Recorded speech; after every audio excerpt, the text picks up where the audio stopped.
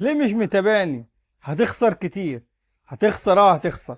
لان بفضل الله اللي هيجيبوا لك هو القائد محدش هيجيبه لك. بص كده، ده فيفو واي 04.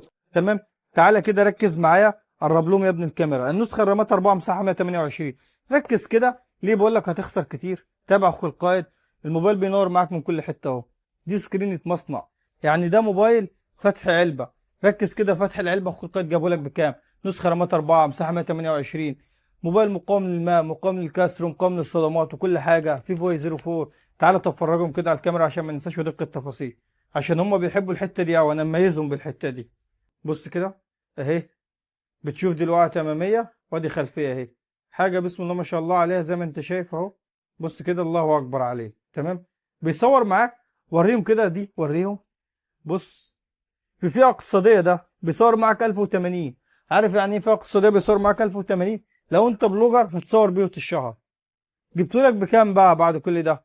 اخو القايد جاب لك الموبايل ده ب 4500 فقط. واهم حاجه ايه؟ صلى على النبي.